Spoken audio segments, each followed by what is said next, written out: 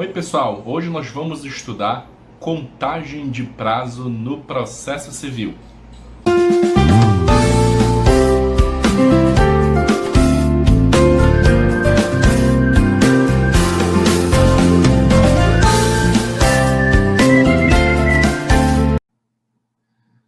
Bom pessoal, nós já vamos começar a nossa aula de hoje, mas antes eu queria lhe fazer alguns convites. Primeiro, para você se inscrever aqui no nosso canal do YouTube e não perder nenhuma aula que é postada aqui.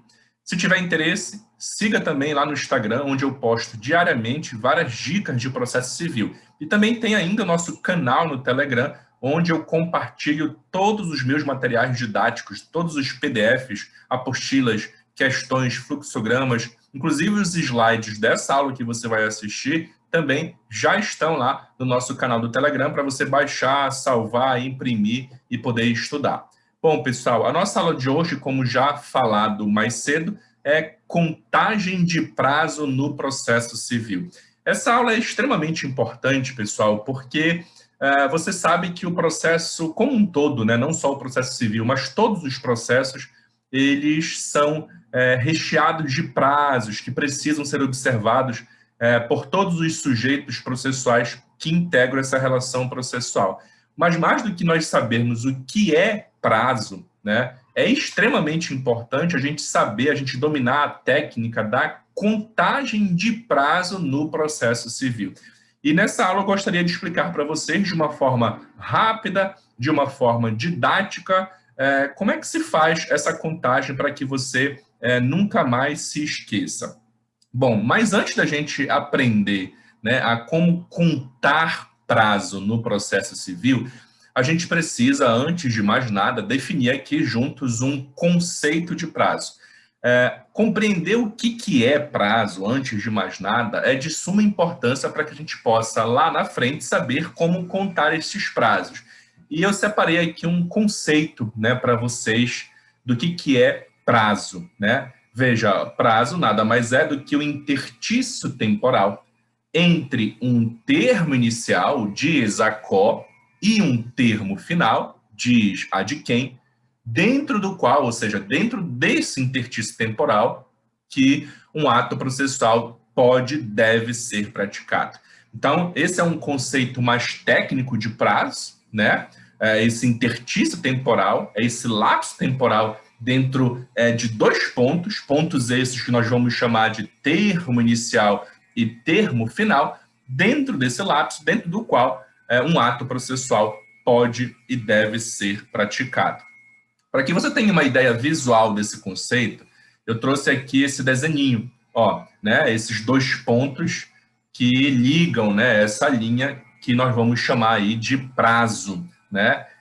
Esse termo inicial do prazo é o que nós chamamos popularmente de começo do prazo, e esse termo final é o que nós chamamos de fim do prazo. E essa linha aí, horizontal, seria propriamente o prazo, que nós chamamos de prazo.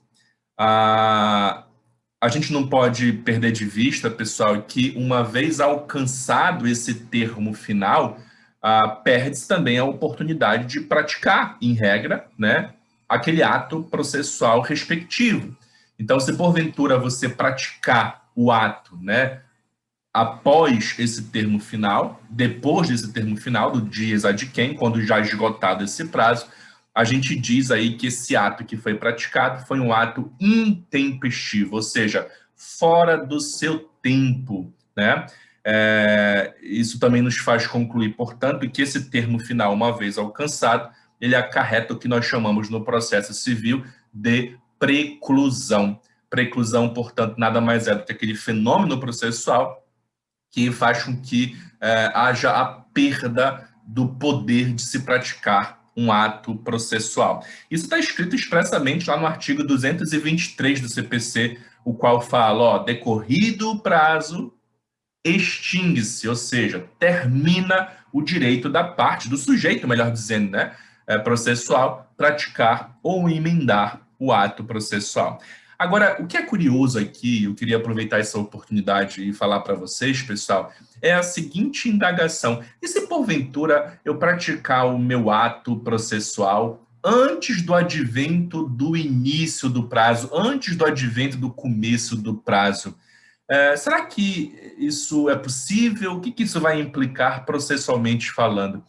Eu gostaria de chamar a atenção para vocês disso, pessoal, porque isso foi uma novidade trazida pelo Código de Processo Civil de 2015, e que já veio cobrado em algumas provas, né, de concurso público, então gostaria que você ficasse atento, tá bom? O artigo 218, parágrafo 4º do CPC, ele diz que é considerado tempestivo o ato praticado antes do termo inicial do prazo. A gente vai falar melhor aqui durante essa aula de hoje, pessoal, mas olha só, um dos critérios, né, que nos faz identificar o início, o começo de um prazo, por exemplo, é a intimação da parte. Então, por exemplo, vamos imaginar que o magistrado proferiu uma decisão, proferiu uma sentença, aquela sentença é desfavorável para você e você pretende, portanto, recorrer daquela sentença. A gente vai ver aqui, pessoal, que o começo do prazo para a parte recorrer daquela decisão seria a intimação, né, daquela sentença, daquela decisão. Vamos imaginar que essa intimação ainda não aconteceu formalmente. Ainda não houve a publicação daquela decisão no Diário de Justiça, ainda não houve, por exemplo, a leitura do advogado da intimação no sistema lá do processo eletrônico. Então, teoricamente, ainda não ocorreu formalmente a intimação, mas a parte foi lá e interpôs o recurso dela. Ou seja, nós poderíamos dizer aí que teria acontecido a prática de um ato antes do termo inicial do prazo, que seria, nesse nosso exemplo aqui, a intimação, que formalmente ainda não aconteceu. E existia uma polêmica no CPC antigo se esse ato praticado antes do termo inicial do prazo poderia ser considerado ou não. Nós tínhamos, inclusive, uma súmula do STJ naquela época dizendo que o ato praticado antes do seu termo inicial era extemporâneo e, portanto, não seria levado em consideração. O novo código, que não é mais tão novo assim, né, afastou esse entendimento acertadamente, disciplinando aí no artigo 218, parágrafo 4º, que é sim considerado tempestivo aquele ato praticado antes do termo inicial. Então, se a parte, por exemplo, se antecipa, né, a essa comunicação formal que representaria o começo do prazo e já pratica esse ato, não teria problema nenhum. Esse ato aí será considerado tempestivo e, portanto, deve ser processado, né? Então, fiquem atentos aí, tá, pessoal, a essa observação importante. E o que é legal a gente falar aqui também, pessoal, é que este prazo, né, a gente já viu aí nos slides anteriores o que é o prazo, né, esse interstício temporal que vai de um ponto ao outro. Esse prazo ele pode ser maior ou menor a depender da definição prevista, né? E aí a gente tem, por exemplo, pessoal, prazos que são fixados em minutos, né? Algumas pessoas não se atentam para isso, mas sim, existem prazos que são mais curtinhos, né? Existem prazos que são menores, fixados em minutos. Então, esse interstício temporal seria de minutos. E nós temos como exemplo clássico aí o prazo para as alegações finais na audiência de instrução e julgamento, né? Você sabe que ao final da audiência de instrução, o juiz conferirá, né, as partes, por intermédio de seus advogados, deduzirem, fazerem as alegações finais. E esse prazo aí é de 20 minutos, podendo ser prorrogados por mais 10, conforme previsto no artigo 364. Então, vejo aí que esse prazo é mais curtinho, né? Existem também prazos, pessoal, que são fixados em horas. Um exemplo também clássico que a gente utiliza aqui é o prazo para a realização do preparo, né, em juizado especial. Esse prazo aí é de 48 horas, conforme previsto no artigo 42, parágrafo 1º da Lei 9.099, que é a Lei dos Juizados Especiais. Existem prazos que são um pouco maiores, que são prazos fixados em dias, né? A maioria dos prazos é mais comum, né? A gente logo associar prazo àqueles prazos em dias, prazos de 5 dias, de 10 dias, prazos de 15 dias, prazos de 20, de 30 dias, aí vocês conseguem enxergar na tela de vocês aí vários exemplos, mas nós teríamos aí uma grande, né, quantidade aí de prazos fixados em dias para trazer. Eu coloquei apenas alguns aí para que nós pudéssemos ilustrar, né? Existem prazos também que são fixados em meses, né? Como, por exemplo, o prazo para pagamento de RPV, previsto lá no artigo 535, inciso 2º do CPC, e também existem prazos maiores, né, pessoal, que são os prazos fixados em anos. Como exemplo aí, nós temos a ação para revisão, reforma ou invalidação de tutela antecipada antecedente que foi estabilizada, e o famoso prazo da ação rescisória, que também é de 2 anos, né? Então, perceba aí que esse prazo ele pode ser maior ou menor, a depender da previsão que é feita, né, para ele, tá bom? E essa definição do prazo, ela está aonde? Né? Onde é que nós vamos encontrar a definição desse prazo, se em minutos, se em horas, se em dias? E se, por exemplo, se for em dias, quantos dias o sujeito terá para praticar aquele ato? Né? 5, 10, 15, 20, 30? Bom, pessoal, em regra, a definição dos prazos ela está prevista em lei. São os chamados prazos legais, né? Ou seja, aqueles prazos que são previstos na lei. Isso está previsto no artigo 218 do CPC, que fala lá que os prazos processuais serão realizados nos prazos prescritos em lei, né? Mas também nós podemos ter prazos definidos pelo juiz, os chamados prazos judiciais.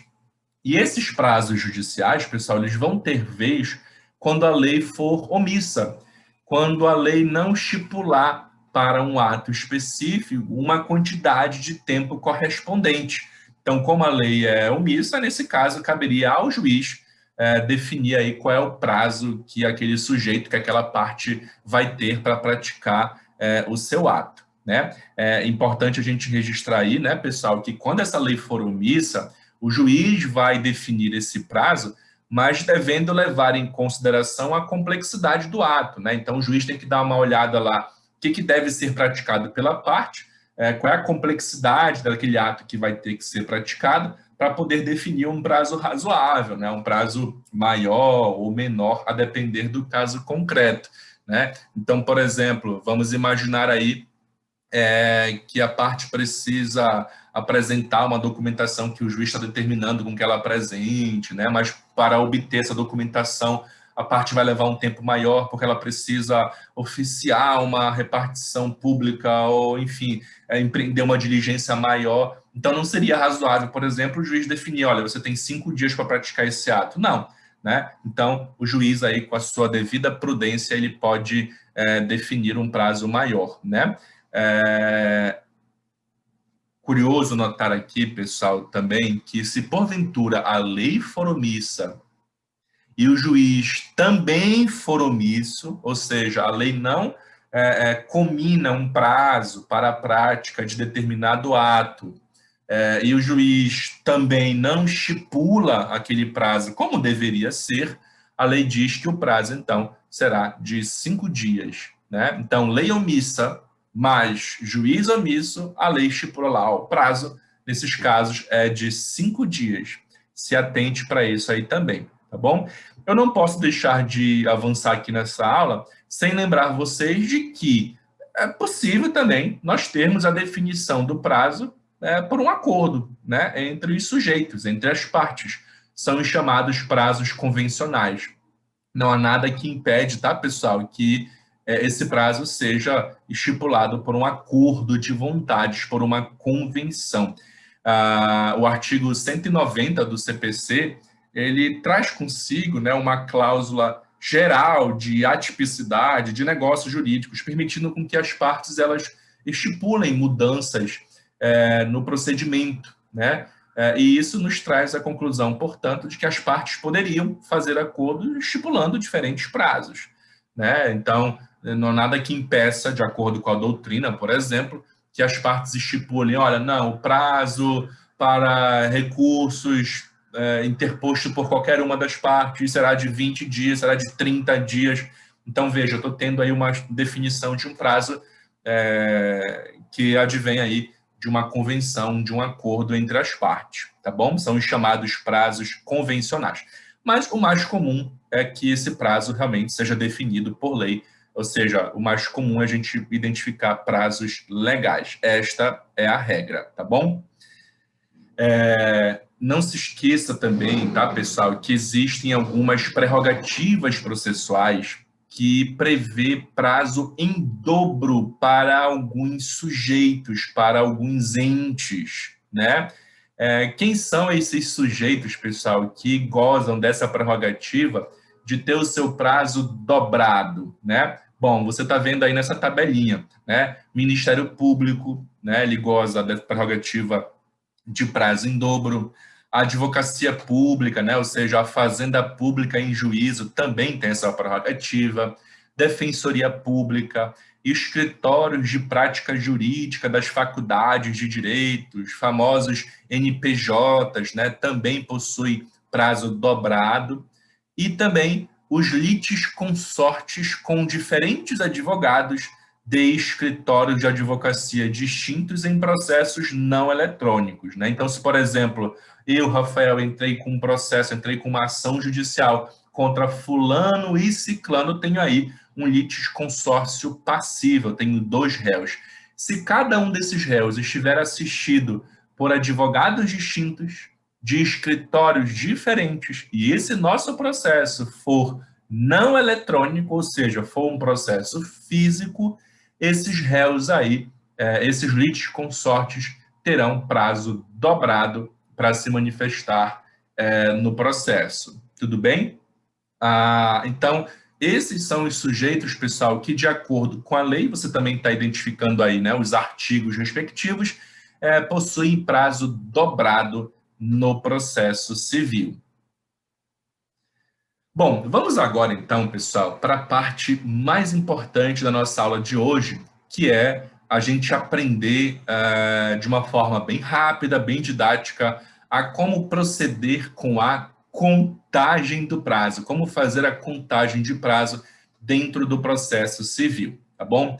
Bom, vocês vão ver aqui que eu vou explicar para vocês vários passos, tá?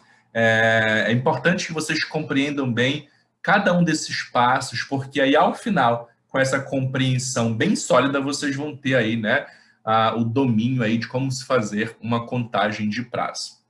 Primeira coisa, pessoal, o primeiro passo que a gente sempre tem que fazer na hora de identificar qual é o prazo que eu tenho e até onde, né, até que data ele vai, é identificar o começo do prazo, é identificar o termo inicial. Quando é que se inicia meu prazo? E olha, pessoal, eu vou logo falando aqui para vocês, tá? Esse passo aqui vai ser o mais importante. Este passo aqui vai ser o mais relevante que você tem que fazer com mais atenção, com mais cuidado, porque você fazendo ele de forma correta, você fazendo ele de forma segura, sem cometer nenhum erro, o resto fica mais tranquilo, o resto fica mais fácil. Você precisa identificar aqui quando é que se inicia o seu prazo, quando é que começa, qual é o seu termo inicial. Tá, professor Rafael, mas então me explique aí, né? Como é que a gente faz essa identificação? O começo de um prazo, normalmente, pessoal, ele está estabelecido em lei, né? Você não precisa ficar adivinhando, você não precisa ficar chutando, né? Na verdade, é a lei que te explica, né, em situações específicas, qual é a data que você deve considerar como sendo a data do começo do seu prazo. Então, a gente vai ter que dar uma espiada já já em um artigo de lei, que vai ser um artigo extremamente importante para que nós possamos fazer aí as identificações necessárias de começos de prazos, tá bom? É importante que você tenha em mente também que esse começo do prazo, estabelecido em lei, ele representa nada mais do que a ciência inequívoca da parte ao ato que enseja a prática de um outro ato processual. Não, professor, eu não entendi. Olha só, imaginem, pessoal, que o juiz mandou citar o réu. mandou com que o réu fosse, alguém que está sendo demandado em juízo, fosse citado, para que, se quiser, melhor dizendo, possa apresentar a sua defesa, possa apresentar a sua contestação. Então, veja, eu estou mandando citar, né, alguém, né, da existência de uma ação, que a pessoa fique ciente, né, de que está sendo demandada em juízo e ela possa, portanto, integrar o polo passivo daquela ação, para que ela possa, se quiser, apresentar a sua defesa, apresentar a sua contestação. Então, veja, quando é que se inicia o prazo daquela parte? Esse início de prazo, esse começo de prazo, ele está associado à ciência inequívoca, à ciência indiscutível daquele réu, ao ato que está oportunizando ela, né, a integrar aquela lide para que ela possa praticar um outro ato processual. Que outro processual será esse? A contestação. Eu vou dar outro exemplo para ver se fica mais claro. O juiz proferiu uma decisão, o juiz proferiu uma sentença. Eu preciso dar ciência à parte desta sentença. Ela precisa ficar ciente de que aquela sentença foi proferida e que, por exemplo, está lhe condenando a pagar alguma coisa, a pagar alguma quantia, enfim, né? Então, a ciência inequívoca da parte a este ato, que ato? Sentença, decisão, é o que vai definir aí, é o que vai estar associado ao começo do prazo, para quê? Para que a parte possa praticar um outro ato processual, que no caso seria o recurso. Então, o começo do prazo para a parte interpor o seu recurso está ligado de forma indissociável à ciência daquela parte, ao ato que vai ensejar a prática desse recurso, que no caso seria a sentença, né? Então, é importante a gente ter isso em mente, pessoal, para que nós possamos compreender com bastante segurança, com bastante tranquilidade, como é que eu vou achar o termo inicial do meu prazo numa situação concreta, né? Esse começo do prazo está estabelecido em lei? Está estabelecido em lei. Mas eu tenho que ter em mente que este começo de prazo está ligado a essa ciência inequívoca. Porque, às vezes, algumas pessoas caem em pegadinhas, né? Por exemplo, o fulano recebeu a R, recebeu, né, a citação na casa dele hoje. Já vai começar o prazo dele para ele apresentar a sua contestação? Vocês vão ver comigo que não, né? Porque a lei prevê, quando a citação, quando a intimação é feita por correio, que o começo do prazo se dá, olha só que interessante, com a juntada aos autos do AR. A lei não fala que o início do prazo para a parte praticar um ato é do recebimento, em regra, né, do recebimento na sua casa da citação. A lei diz que, em regra, né, salvo algumas exceções, que não vem ao caso aqui agora, mas, em regra, o começo do prazo se dá com a juntada ao processo do AR devidamente cumprido. Por que isso, professor Rafael? Porque, veja, né, quando eu tenho essa juntada ao processo, né, do AR devidamente cumprido, agora eu tenho, processualmente falando, a ciência, a verificação, melhor dizendo, inequívoca de que a parte tomou ciência do ato, que abre para ela a oportunidade de praticar um outro ato processual. Ela recebeu na casa dela lá, mas eu aqui no processo não sei ainda que ela recebeu. Agora, quando esse AR volta e ele é juntado no processo, aí eu percebo, então realmente aquela parte teve ciência, de forma indiscutível, de forma inequívoca, do ato que abre para ela a chance dela apresentar contestação, abre a chance para ela interpor um recurso, né? Então, por isso que eu gosto, né, pessoal, nesse passo 1, de fazer esses esclarecimentos para que vocês não simplesmente decorem, né? Para que, sim, vocês entendam como as coisas funcionam para que fique mais compreensível aí, né, no caso concreto, de vocês fazerem essa identificação aí do passo 1. Está normalmente, né, esse começo do prazo relacionado ao ato de comunicação da parte, né, a sua citação ou intimação, mas não se confunde com a efetivação destes, né? Mais uma coisa para a gente poder ficar guardado aqui na nossa mente, né? Não se confunde. A pessoa foi citada hoje, mas não necessariamente é de hoje que vai começar o prazo dela. Vai começar o prazo dela, né? Porque aí eu tenho que ver, não, mas espera lá, a citação aconteceu dessa forma, a intimação aconteceu de tal forma. Agora vamos ver, né, o que a lei previu para, em situações como essa, como sendo o começo do prazo. O artigo 231 do CPC é o nosso artigo principal para a definição do termo inicial dos prazos em geral. Então, este passo 1 aqui, que nós estamos compreendendo juntos, pessoal, ele está diretamente ligado com esse artigo 231. Então, um artigo importantíssimo para que nós possamos ler, grifar, marcar. Então, já dou logo a dica aqui para vocês, pessoal. Abram o código de vocês aí no artigo 231, né? Leiam ele com bastante atenção, grifem, marquem o que vocês acharem de mais importante. Daqui a pouco, aqui nos slides seguintes, né, a gente vai fazer essa dissecagem juntas aí, o artigo todo colorido aqui do que há de mais importante, porque esse artigo aqui é um artigo-chave e, sem sombra de dúvida, um dos artigos mais importantes do CPC 2015, tá?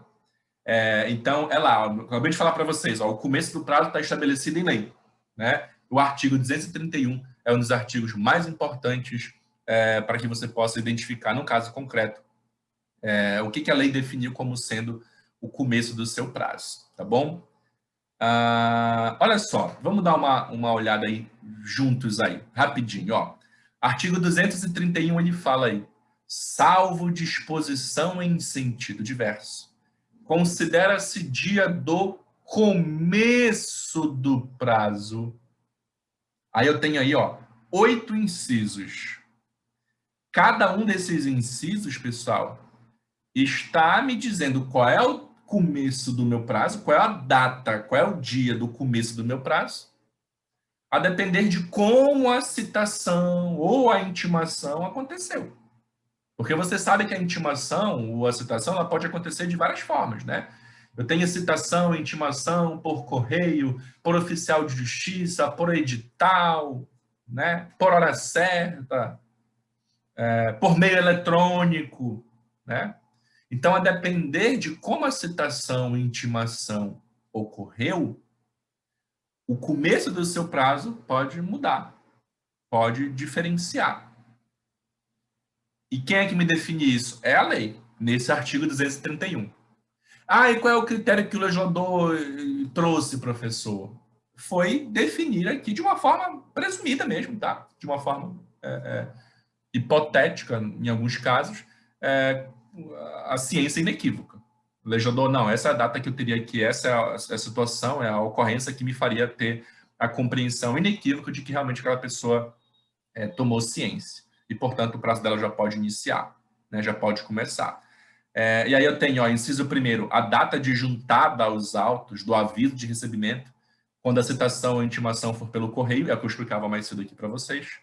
Né? Então, se a citação, se a intimação da parte foi pelo correio, para ela fazer alguma coisa, para ela apresentar contestação, para ela recorrer, para ela emendar, para ela manifestar interesse na continuidade do feito, enfim, né? Para ela juntar um documento, enfim.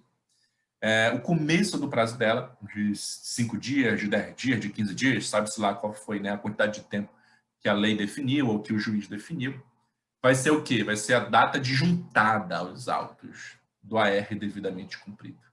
Cuidado com essa pegadinha, né? Não é de quando, portanto, a parte recebe na sua casa a cartinha. A cartinha chegou hoje aqui em casa, né? Vai começar meu prazo hoje? Não. Né? O seu prazo de X dias, né? Vamos ficar aí com essa ideia de dias, começará a fluir, né? Da data que o AR né, o aviso de recebimento for juntado no processo.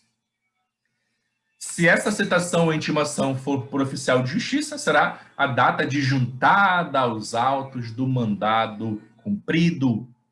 Se porventura a citação ou intimação aconteceu por ato do escrivão ou chefe de secretaria, por exemplo, né, a parte ficou sabendo, alguém falou para ela que existe uma ação, né, em seu desfavor, tramitando na X vara civil da comarca de tal lugar. Aí a pessoa, ou então a pessoa ficou sabendo que o juiz já proferiu a decisão e a pessoa está super curiosa, quer logo ver o que a decisão disse, né? O que o juiz decidiu. Aí a pessoa apressada vai lá no fórum, né? Aí conversa lá, né, com o diretor de secretaria, com o chefe de secretaria. Olha, eu queria ver. Aí ele vai, tá bom, lhe dou ciência aqui. Aí vamos imaginar que a intimação nem tinha ocorrido ainda. Aí o que o chefe de secretaria vai fazer? Aproveita aquela oportunidade e já intima aquela pessoa. Né? Olha, estou lhe aproveitando, já lhe intimando aqui, né, dessa decisão. E aí, nesse caso, o começo do prazo se dá com a data de ocorrência. Olha só que interessante, né?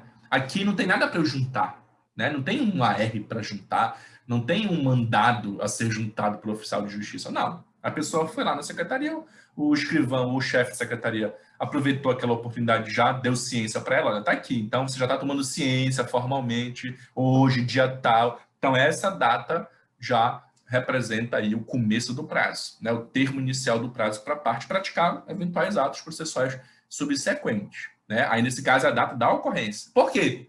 Porque já está de forma indiscutível que a pessoa já tomou ciência. Não precisa ficar esperando nada voltar. O próprio servidor já tomou, né, a verificação ali, já fez a verificação de que a pessoa está ciente. Então, já será o início do prazo, já será o começo do prazo.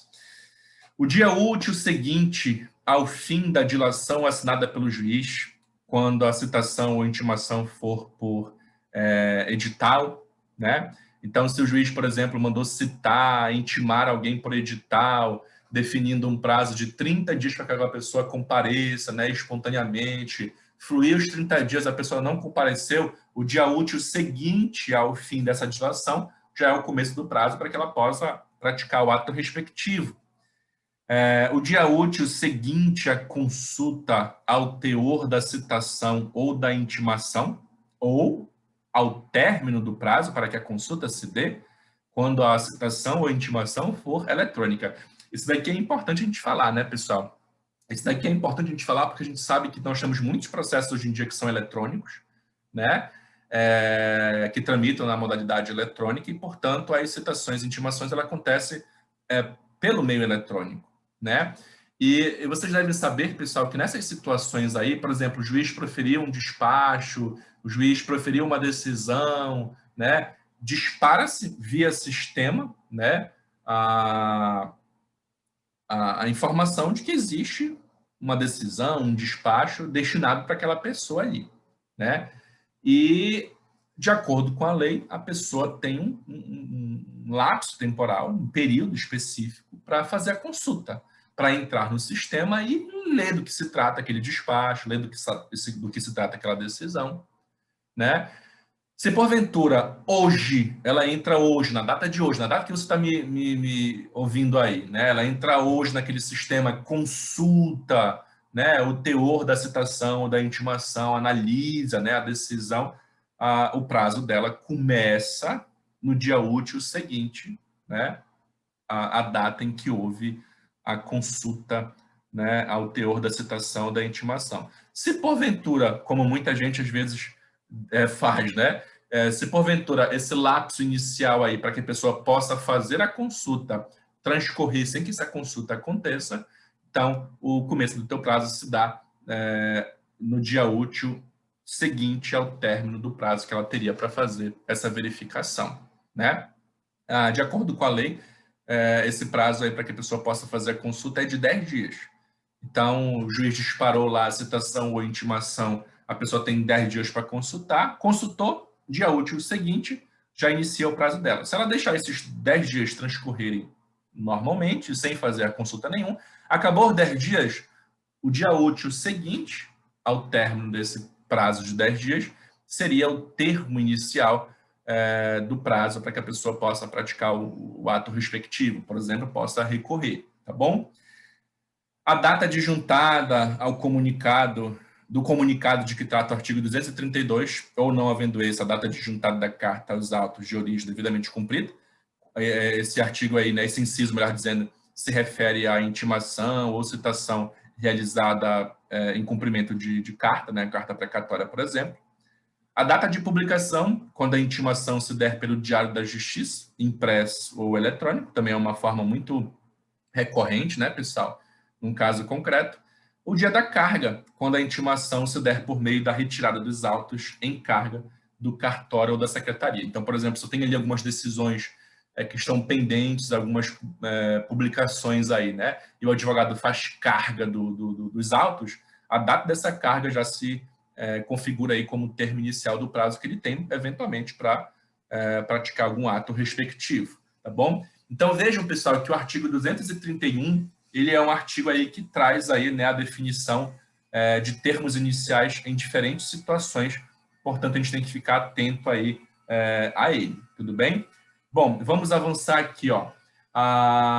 Eu quero também que você saiba, pessoal, que é possível que o termo inicial de um prazo, né, esteja definido de outra forma, a depender do ato a ser praticado. Então, o artigo 231, ele é o mais importante, né? É o artigo mãe quando se trata de começo de prazo. Mas eu posso também ter outros termos iniciais, tá bom? Um exemplo que nós temos aí é o termo inicial do prazo para contestação, né? Quando você estuda a contestação, você também aprende quando é que se inicia o prazo para a pessoa apresentar contestação. E aí eu tenho um artigo específico para isso, que é o artigo 335, né? Eu também tenho um termo inicial diferente para recorrer quando a decisão for proferida em audiência. Eu tenho um termo inicial também específico para a formulação do pedido principal após a efetivação da tutela cautelar antecedente, né? Então, assim, toda vez que você for dar o passo 1, né, identificar o começo do seu prazo, o termo inicial do seu prazo, você tem que dar uma escada no 231, claro, mas verifique se aquele ato que você quer praticar, por exemplo, contestar, recorrer da decisão que foi proferida em audiência, formular o pedido principal, verifique se aquele teu ato não tem um termo inicial próprio para ele, em artigos específicos, e aí eu acabei de dar aqui para vocês exemplos, tá bom? Mas o artigo principal aqui é o 231, sem sombra de dúvidas, tá bom? Olha só, eu trouxe aqui, pessoal, alguns exemplos para a gente treinar juntos aqui, né, a identificação do termo inicial do prazo. Olha só, vamos ler juntos aqui essa primeira historinha aqui. O juiz, ao perceber uma petição inicial e verificando que a causa não admitia a autocomposição, determinou a citação do réu, comunicando este sobre a possibilidade de ser apresentada a contestação no prazo legal. A citação foi realizada por correio. O mandado de citação foi recebido pelo réu em sua residência no dia 23 de março, uma terça-feira, retornando para o cartório judicial no dia 31 de março, uma quarta-feira, e apenas no dia 5 de abril, uma segunda-feira, o aviso de recebimento foi juntado aos autos. Qual o termo inicial do prazo para o réu apresentar a sua contestação, né? Vejam que aqui eu coloquei várias datas, né? Várias datas para que a gente possa realmente pensar um pouquinho aí, né? A citação foi realizada pelo correio, só que o mandado de citação foi recebido pelo réu no dia 23 de março, voltou para o cartório judicial no dia 31 de março e foi juntado no processo no dia 5 de abril. Qual dessas datas aí representaria o termo inicial do prazo, o começo do prazo, né? Você deve ter acertado aí, espero eu, né? Pela leitura que nós fizemos agora há pouco do artigo 231, que seria o dia 5 de abril, né? Olha, como a citação foi realizada pelo correio, a gente aplicaria aí o inciso 1º do artigo 231, que diz que o começo do prazo é a data de juntada aos autos do AR, quando a citação ou intimação for pelo correio, né? Olha lá, outro exemplo aqui, pessoal. No dia 23 de julho, uma quarta-feira, os autos processuais foram conclusos para o magistrado, que, no dia 3 de agosto, uma segunda-feira, proferiu sentença condenando o réu ao pagamento de indenização. A decisão foi publicada no Diário de Justiça no dia 14 de agosto, uma sexta-feira. O advogado do réu, pretendendo recorrer, fez carga dos autos processuais no dia 20/8, uma quinta-feira, né? Vejam, aqui eu também coloquei várias datas, né, para que você pudesse pensar, para que você pudesse refletir aí, né? Você que quer tentar verificar sozinho, dá uma pausa nesse vídeo, resolva sozinho, depois você retorna aqui para que a gente possa corrigir juntos aí, tá bom? Qual que será o termo inicial do prazo para o réu interpor recurso de apelação nesse caso concreto aí? Vamos ver? Bom, tá aí a resposta, né? O termo inicial será o dia 14/8, né? Uma sexta-feira. Porque vejam, pessoal, né? Nós tivemos aí nessa data a publicação da sentença no Diário de Justiça, conforme está escrito aí, né? A decisão foi publicada no Diário da Justiça no dia 14/8, né? Então, vejam, pessoal, a intimação aconteceu dessa forma, via publicação no Diário de Justiça. É dessa data, portanto, que nós temos aí, de forma certa, a ciência inequívoca da parte, a sentença que foi proferida e que enseja a prática de um ato processual, que seria o recurso de apelação. Professor, mas aí está dizendo que fez carga dos autos no dia 20/8.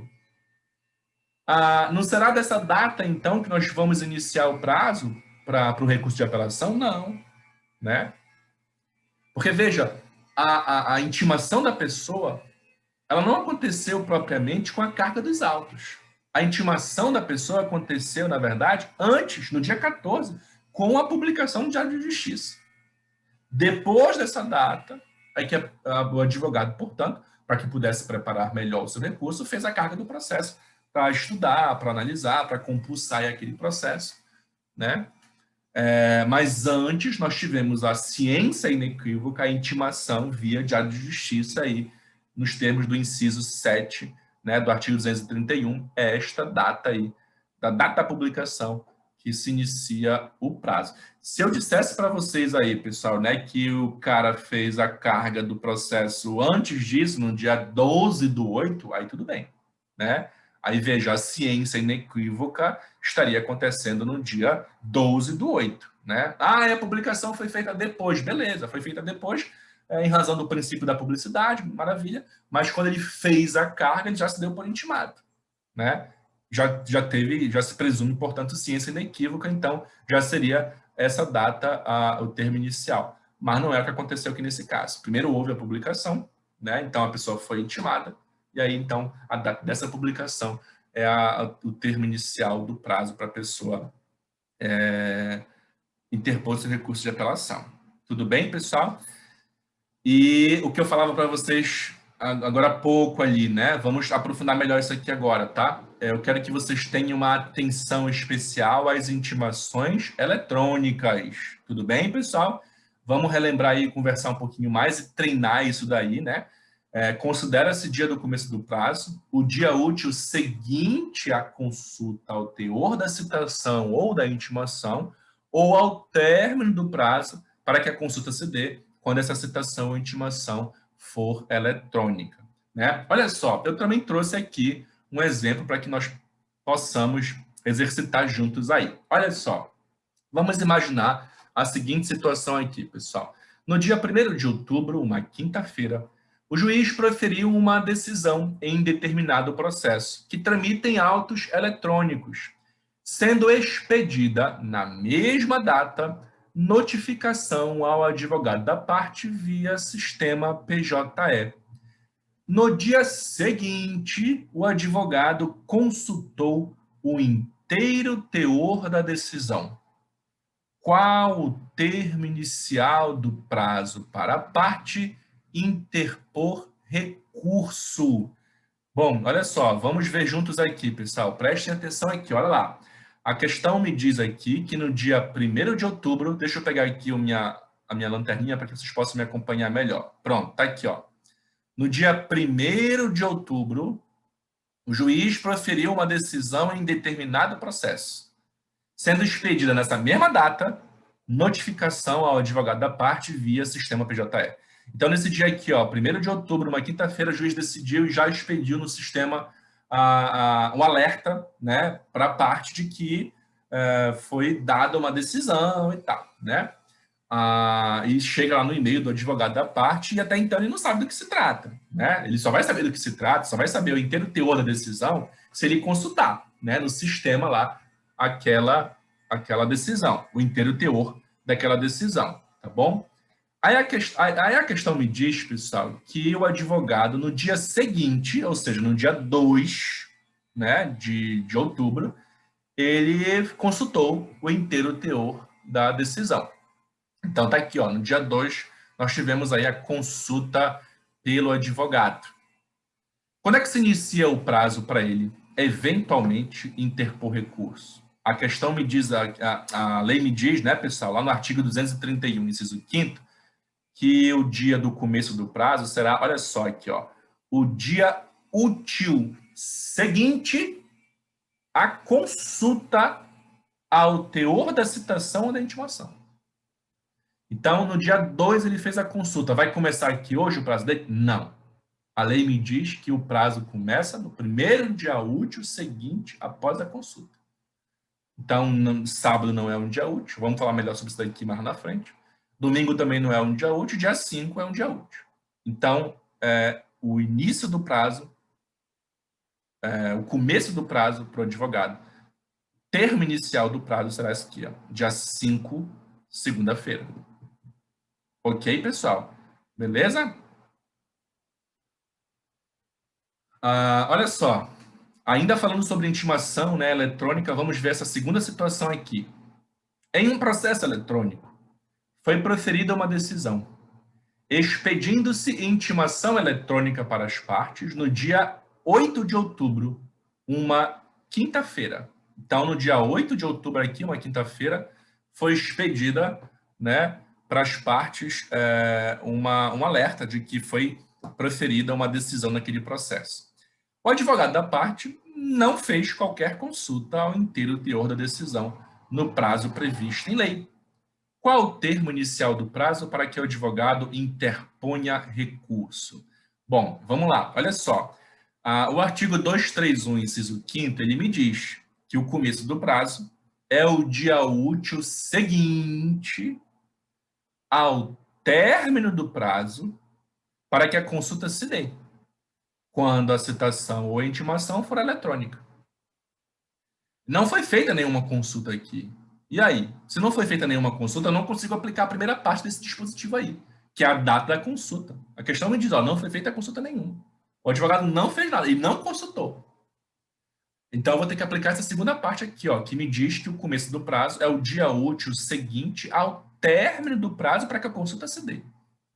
Ah, professor, mas e como é que eu sei que prazo é esse, né? Aí nós temos que conjugar, pessoal, essa leitura com a Lei 11.419, no seu artigo 5º. Essa lei, pessoal, é que trata aí, tá, de algumas questões ligadas ao processo eletrônico, tá?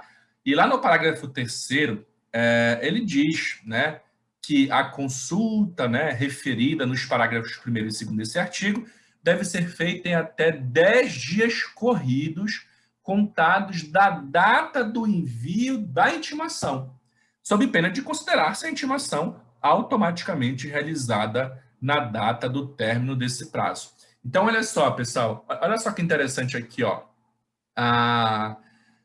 Nós tivemos aí, tá, o envio, né, do alerta no dia 8, né? Dia 8 de outubro, uma quinta-feira, foi feito o envio.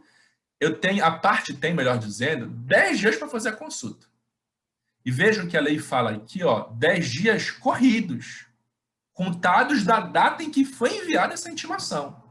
Então, a intimação foi enviada no dia 8. Dia 8 eu já vou contar aqui os 10 dias. Então, 1, 2, aí eu vou contar todo. Veja, a lei expressa ao me dizer, ó, dias corridos. Então, eu não vou pular sábado, domingo, não. Eu vou contar os 10 dias direto, corrido. Então, ó, 1, 2, 3, 4, 5, 6, 7, 8, 9, 10. O advogado da parte teria até o dia 17 de outubro para entrar no sistema e consultar. Se ele entrasse no sistema e consultasse, aí eu já sei como é que eu iria aplicar, né, a regrinha para identificar o começo do prazo. Mas ele não fez essa consulta aqui. Então, a lei me diz aqui, ó, que o começo do prazo será o dia útil seguinte ao término do prazo para que a consulta se dê. Então, dia 17 aqui, ó, seria o meu 10º dia que a parte teria para consultar. Ela não consultou, então terminou bem aqui, ó, no dia 17 terminou o prazo dela. Então, o dia do começo do prazo será o dia útil seguinte, né? Domingo não é um dia útil, né? Dia 18 é um domingo, portanto, eu não vou iniciar daí o prazo. Dia 19, uma segunda-feira, seria o dia do começo do prazo, portanto, para que a pessoa pudesse interpor recurso. Tudo bem, pessoal? Beleza? Então, essa é a regrinha aí para a gente identificar o começo do prazo, tá? Dando uma ênfase maior aí quando essa intimação ou citação acontecer por meio eletrônico. Bom, esse foi o meu passo 1, certo, pessoal, que eu tinha aqui para falar para vocês.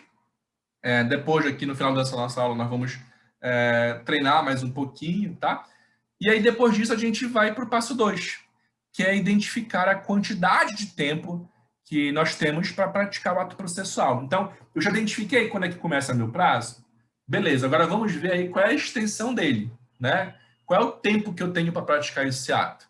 Quantos dias? 5, 10, 15, 30, né? Ah, não, eu vou... um prazo para alegações finais, 20 minutos. Ah, prazo para eu juntar o comprovante do preparo lá no juizado especial, né? 48 horas. Então, eu vou definir agora... vou definir não, né? Eu vou verificar qual é a definição da quantidade de tempo que eu tenho para praticar aquele ato processual, certo? Então, é o segundo passo importante aí, né? Ver a extensão dessa linha que eu tenho aí, dentro da qual eu vou ter que praticar o meu ato, tá bom? Inclusive, pessoal, só voltando aqui... Opa, deixa eu voltar aqui só para falar uma coisa importante aqui para vocês no passo 2, tá? É aqui que entra em cena a importância de verificar se você tem prerrogativa do prazo em dobro ou não. Né? Ah, eu vou apelar, apelação 15 dias, beleza. Mas eu tenho prazo em dobro? Se eu tiver prazo em dobro, esses meus 15 dias virarão 30. Tudo bem? Bom, passo 3. O meu passo 3, pessoal, agora é o passo para... Cuidado com isso aqui, atenção, eu peço atenção de vocês aqui agora para não se confundir. É excluir o dia do começo. Nós estamos prestes agora a iniciar a contagem do prazo, e é uma regra importante de se saber que, após identificar o dia do começo do meu prazo, eu riscar ele. Eu excluir o dia do começo do prazo. Eu nunca vou contar o dia do começo do prazo. Eras, professor, mas então eu fiz toda aquela análise lá do passo 1, de verificar quando é que começa meu prazo, mas não vou contar ele? Não, não vou contar. Eu vou excluir. Isso daí está escrito expressamente no artigo 224 do CPC, ao dizer que os prazos serão contados excluindo o dia do começo. Então, aquele dia do começo que nós fizemos lá, né, um exercíciozinho para identificar juntos, para aprender a como identificar, ele será excluído. Eu nunca vou contar. É como se ele fosse, portanto, dia 0. Mas não pensem vocês que, então não tem importância descobrir. Então para que eu vou? Claro que eu preciso descobrir. Claro que eu preciso. Meu primeiro passo é sempre descobrir. Quando é que começa meu prazo? É no dia tal? Beleza. Mas então eu vou excluir e vou começar a contar no dia útil subsequente. Vamos falar melhor disso daqui já já. Tá bom? Então é sim importante para você saber qual é o começo do prazo. Por quê? Para você saber que é ele que você tem que excluir. Eu não vou contar ele, né? Isso está expresso no artigo 224. E muita gente comete esse erro. Muita gente pensa que a data do começo do prazo, previsto no artigo 231, é contada. E não é. Será excluído, será cortado, né? Por isso, pessoal, é que eu queria que vocês tivessem uma ideia bem clara de que existe uma diferença entre começo do prazo e início da contagem do prazo. São coisas diferentes. Começo do prazo não é a mesma data de começo de início da contagem do prazo. O começo do prazo é alcançado mediante análise da regra que está prevista no artigo 231, ou então outro artigo específico, como a gente já fez referência a isso. Esta data é cortada, esta data é eliminada, é como se fosse, portanto, nosso dia zero, não é o nosso dia 1, é o dia zero, tá?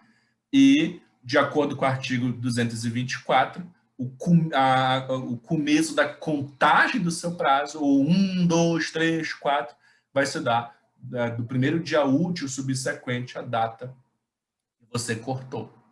Então, existe aí essa diferença, tá, pessoal? Portanto, aí, de começo do prazo e início da contagem do prazo.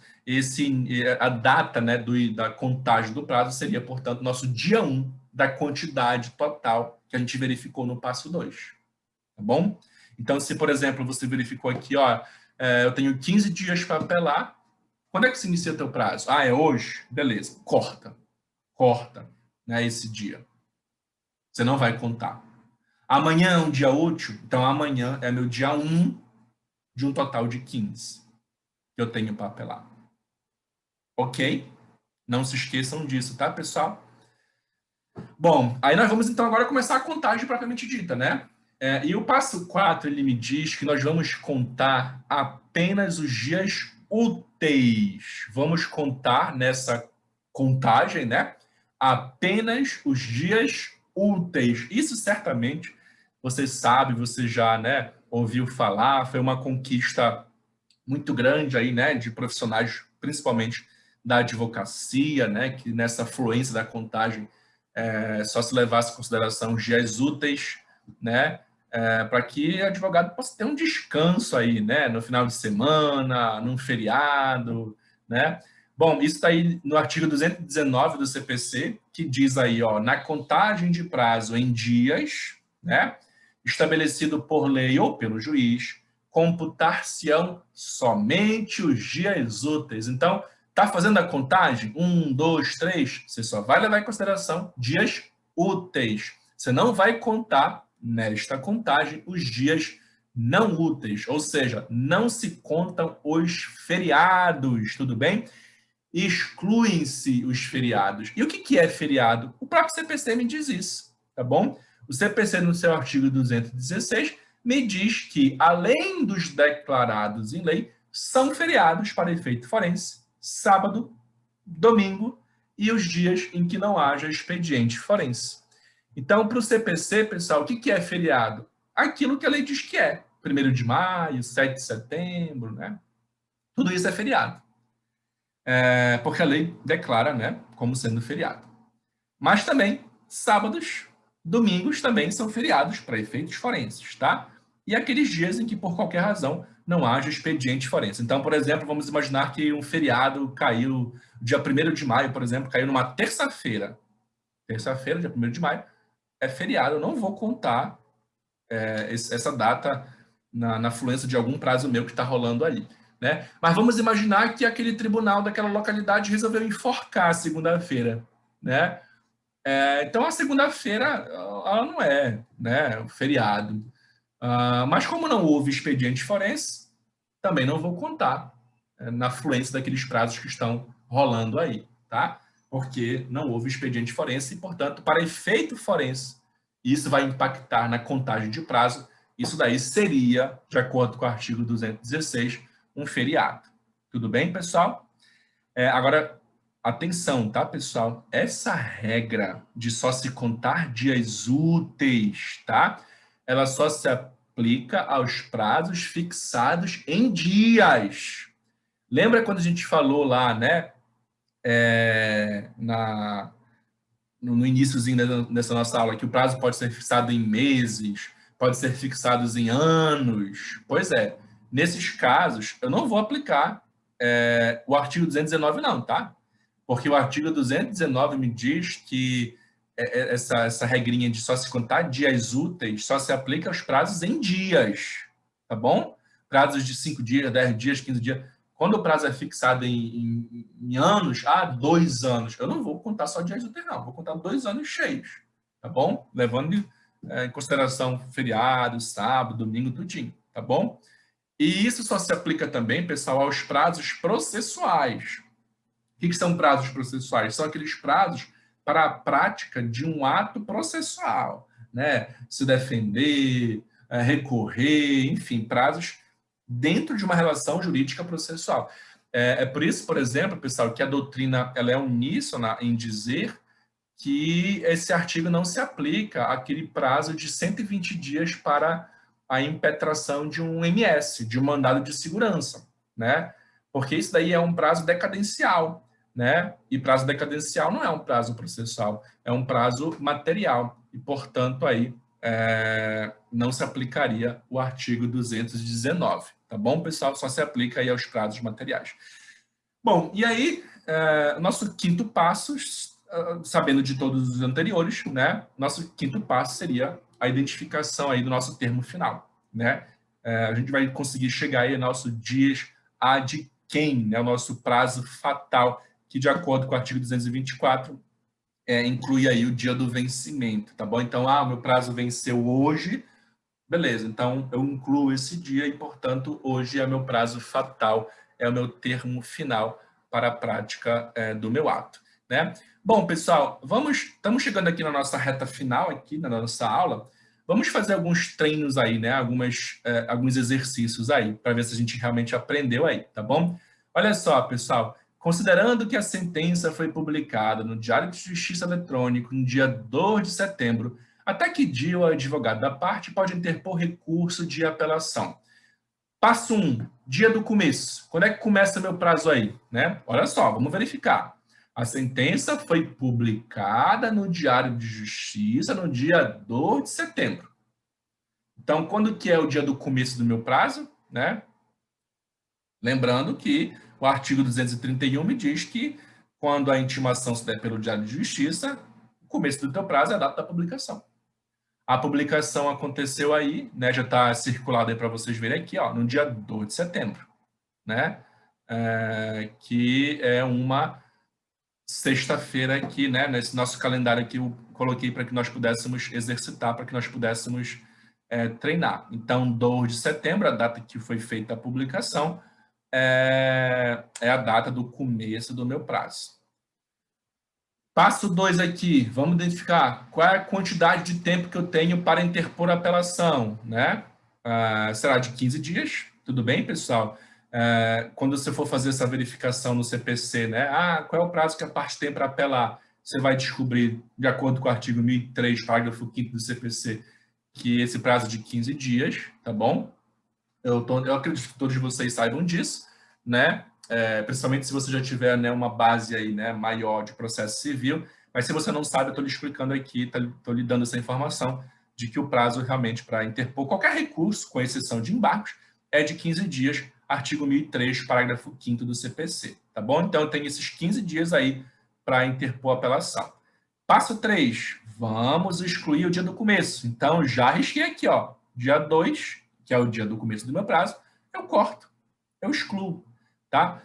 Todo dia do começo exclui, corta, tá? Então, eu já vou riscar. Passo 4. Vamos contar agora apenas os dias úteis, né? Pessoal, aí aqui, ó, nesse ponto, vou dar uma dica para vocês. Para facilitar a contagem de vocês, a dica que eu dou é risca todos os feriados que tem no seu calendário. Então, eu vou cortar todos os sábados, vou cortar todos os domingos, e eu cortei aí o dia 7 de setembro, né, que também é um feriado aí. Cortei, para não me confundir. Para eu não, né, ter nenhuma falha na minha contagem. Então, como eu vou contar apenas os dias úteis, eu vou cortar todos os feriados. Vou cortar todos os feriados, não vou contar.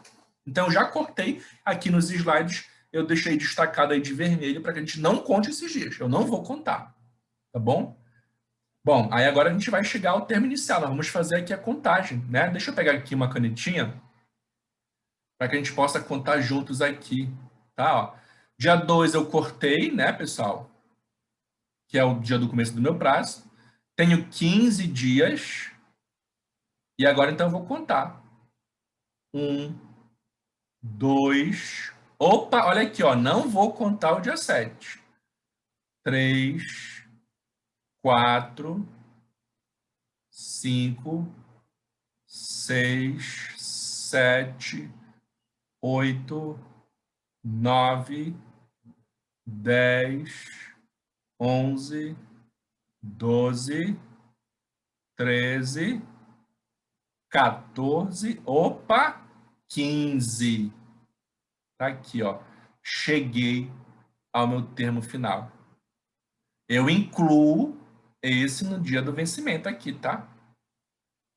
Então, vejam, pessoal, o dia 26 de setembro é o meu termo final. Eu tenho até esta data aqui, 26 de setembro, uma segunda-feira, para interpor meu recurso de apelação. Ah, professor, eu interpus a minha apelação no dia 27. Já era. Intempestivo. Lembra do início da nossa aula aqui? Beleza? Então, olha só, uma tabelinha aí, tá? Para que vocês possam lembrar aí, pessoal, e não se esquecer mais, né? Esses são os passos que nós temos que dar. Alguns artigos aí, né, pessoal, importantes para que você possa dar esse passo respectivo de uma forma segura e fiquem ligados aí em algumas observações, né? Passo 1 é descobrir o dia do começo, e o artigo 231 é o artigo mãe, pode haver termos iniciais distintos, a depender do ato ser praticado, mas o artigo mãe é o 231. Passo 2, quantidade de tempo, né? A gente vai analisar o ato a ser praticado e buscar o artigo pertinente quanto ao prazo, né? Verificar qual é o prazo que nós temos para aquele ato que nós queremos praticar, e verificar se não é o caso de prazo em dobro. Passo 3, exclui o dia do começo, 224 me diz expressamente isso, né? Então, o dia do começo do prazo é diferente do dia do começo da contagem do prazo, não podemos nos confundir com isso daqui, tá? Passo 4, vamos contar agora apenas os dias úteis, excluindo o feriado, tá? 219 e 216. Essa contagem é contínua, tá? Não vamos parar, só vamos contar os dias úteis, mas sem parar, tá? Atentar apenas para os casos de suspensão ou de interrupção do prazo, já vou falar sobre isso daqui já já. E passo 5, chega-se ao termo final, tá? O ato deve ser praticado até essa data, sob pena de preclusão aqui, tá bom? Professor, o que é isso aí que o senhor falou aí, né? Atentar para os casos de suspensão ou interrupção do prazo. Pois é, pessoal, olha só, né? Em regra, uma vez iniciada a contagem do prazo, ela é contínua, né? Ela vai-se embora até a gente alcançar o termo final. Só vou contando os dias úteis, mas em regra não paro, né? É como se fosse aquela, sabe aquela bola lá do Indiana Jones, né? Que ele está correndo e vem uma bola, ela não para. O prazo não para, vai embora, tá? Até chegar ao seu termo final. Só se contando dias úteis, beleza, mas nós já sabemos disso daí, tá? Então, essa fluência da contagem, ela é como se fosse uma bomba que foi acesa e não para, tá? Porém, podem ter ocorrências que vão interferir nesta fluência, desta contagem, né? Nessa continuidade aí, dessa contagem aí, tá? Essas ocorrências são situações de suspensão ou interrupção do prazo. Todas as vezes que vocês falarem, ouvirem, né, a suspensão do prazo, interrupção do prazo, saibam, são situações, são hipóteses que estão interferindo nesta fluência dessa contagem, que vão fazer, de uma certa forma, com que essa contagem pare, certo? Mas qual é que seria aí a diferença, então, né, pessoal, de suspensão ou de interrupção? Já sabemos que ambas são fenômenos que acarretam a paralisação da contagem do prazo, a qual será retomada, essa contagem vai voltar após a cessação da causa que gerou essa paralisação. Já sabemos disso, mas qual que seria a diferença, né, de suspensão ou de interrupção? Simples, tá? A suspensão, ela acarreta a paralisação, mas o prazo ele volta a contar apenas aqueles dias que restavam antes da suspensão. Quando nós tivermos aí o retorno da contagem, né, esse retorno vai levar em consideração apenas aqueles dias que faltavam quando do momento da suspensão. Então, se eu estava lá, né, o meu prazo contando 1, 2, 3, 4, 5, 6, 7, suspendeu o prazo, alguma coisa que acarretou a suspensão, quando cessar essa causa de suspensão, o meu prazo volta a contar o que faltava. 8, 9, 10, 11. Tá bom? A interrupção, não. A interrupção, ela gera o retorno da contagem do zero. O prazo volta a contar do zero. Então, eu tenho aqui esse esqueminha aqui, ó, para que vocês possam tentar ver aí de uma forma mais clara. Ó, olha só na suspensão aqui. Deixa eu pegar aqui a minha luzinha para destacar. Pronto, olha só. O meu prazo começou aqui, estava fluindo. Ó. 1, 2, 3, aconteceu alguma coisa que gerou suspensão. Para. O prazo fica suspenso esse período todo aqui. Não sei. Não sei o que gerou a suspensão. Várias coisas podem gerar suspensão. Já vou dar alguns exemplos para vocês aí. Tá? Cessou a causa que gerou a suspensão, o meu prazo volta a contar de onde parou. Não parou no 3? 4, 5, 6. A interrupção é diferente. O prazo começou, 1, 2, 3, interrompeu, cessou a causa que gerou a interrupção, volta do zero. Ó. 1, 2, 3. Ele começa a contar novamente. Tá? Então, essa aqui é a diferença de suspensão e interrupção. De modo geral, pessoal, o que acarreta a suspensão do prazo, né? De modo geral, aquelas causas que acarretam a suspensão do processo, que estão previstas no artigo 313 do CPC, elas também geram a suspensão do prazo, tá? Que estão em curso, eventualmente. E o CPC 2015, ele também trouxe uma hipótese muito interessante, né? Que está lá no artigo 220 do CPC, que é o seguinte, ó, a suspensão dos prazos processuais nos períodos compreendidos entre 20 de dezembro e 20 de janeiro. O artigo 220 do CPC prevê expressamente isso, né? Olha, que os prazos processuais eles ficam suspensos nesse período, que vai do dia 20 de dezembro ao dia 20 de janeiro. Então, todos aqueles prazos, né, pessoal, que tinham iniciado antes do dia 20 de dezembro, e estavam lá contando, aí chegou o dia 20 de dezembro, até o dia 20 de janeiro. 20 de janeiro, cessa a causa de suspensão. No dia 21 de janeiro, se for um dia útil, né, os prazos retomam a sua contagem da onde parou. Né? Então, por exemplo, aqui, ó, vamos imaginar o seguinte caso aqui. Né? Vamos supor que nós tivemos a publicação de uma decisão no Diário de Justiça no dia 16 de dezembro, uma segunda-feira. Né? Então, o começo do prazo se dá nessa data, 16 de dezembro. Aí eu excluo o dia 16, o meu prazo começou a contar, portanto, no dia 17. Né? Dia 17, uma terça-feira, foi meu dia 1, dia 18 de dezembro, meu dia 2, dia 19 de dezembro, meu dia 3. Aí, dia 20 de dezembro, suspende o prazo, por força do artigo 220, até o dia 20 de janeiro. Dia 21 de janeiro, meu dia é meu dia 4. E aí, sucessivamente, até eu alcançar meu termo final, a depender da quantidade de dias que eu tenho aí para praticar aquele meu ato. Tudo bem? Isso daí é chamado por alguns, né, de férias do advogado, né? Porque aí o advogado, então, como o prazo fica suspenso, os advogados, então, poderiam aí tirar um mesinho, né, para viajar, para curtir as férias e tudo mais. Tá bom?